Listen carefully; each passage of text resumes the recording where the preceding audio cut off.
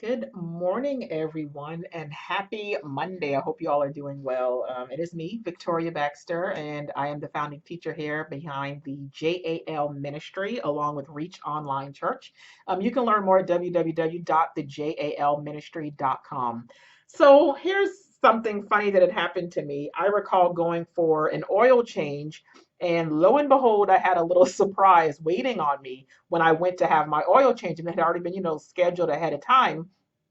But the dealer that I had just bought my truck from let me know that they found an additional set of keys to my vehicle. Yes, there was additional access, an additional form for me to get into the method and the thing that I needed for transportation. And in that moment, I remember hearing God clearly speak to me, and that message that was saying, like, get to where you need to be. Be faithful with little. I'll do the rest. Just like that, just like God. And here's something that's even crazier. I don't like getting my oil change. I really don't. I'm awful with it. I put it off. I delay. Um, yeah, I can be very bad as far as taking care of cars are concerned. I will honestly admit that. But it's not about going where you like. It's not about going where you want to go. It's about going where you need to be. Just like Jonah, we can run all day, but it's like when God has a place that He needs you to be, you are going to get there. Like I didn't have to go and get my oil change. I could have just waited until I was on the side of the road because something was like blown or messed up or whatever. Like eventually I was going to get to that dealership. God is going to get us wherever we need to be, but wouldn't you rather just kind of go on your own instead of going like kicking and screaming or being dragged there? Like just go. And the thing about it is that Luke 16:10 says, whoever can be trusted with very little can also be trusted with much. And whoever is dishonest with very little will also be dishonest with much. Can God trust you with little? Can you be trusted with the one key that He has already given you? Because there is something in your possession now that can begin to open the doors that you have been praying over. There is something that you already have now in your possession, in your arsenal, that you can use to open doors. I also love that Luke 6:38, it says, oh, is that the one that says, give and it will be given to you a good measure, pressed down, shaken together, and running over, like it will be poured into your lap. For which the measure you use, it will be measured unto you. So it's like whatever it is that you need from God, just think about that, okay? Luke 6:38 and Galatians 6. Reap what you sow. Whatever it is that you need the most of right now, I would dare you to give.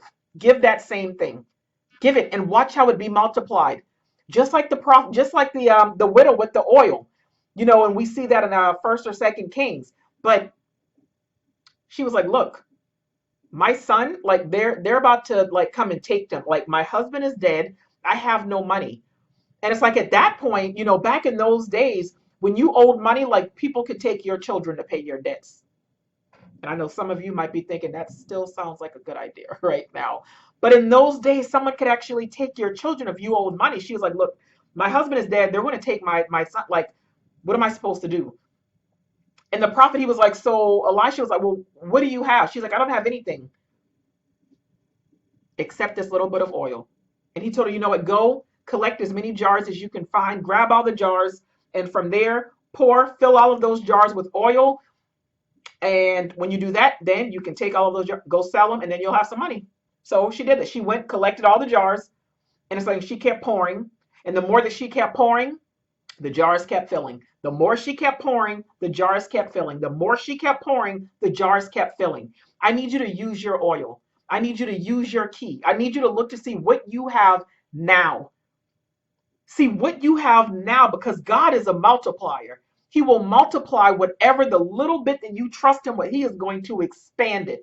But it's going to first start by you trusting Him and getting to where you need to be. Remember, Colossians 3:23. It says to work hard at all you do. Wherever you are, whatever you're doing, do it well. Keep pouring, the oil will flow. Use your key, all right? This is the season of extra keys. He is giving out extra keys. He's going to keep on multiplying the oil that you're pouring out. Don't get left behind because you're too busy saying, no, I got to hold on to this. No, I don't want, no, I'm not going to do this until someone does this first. No, I'm not going to love until, no, I'm not going to give any more money until, I'm not going to do. Get out of your own way so God can move. All right. Connect with me. All right. The ministry site, www.thejalministry.com. You can sow, subscribe, connect.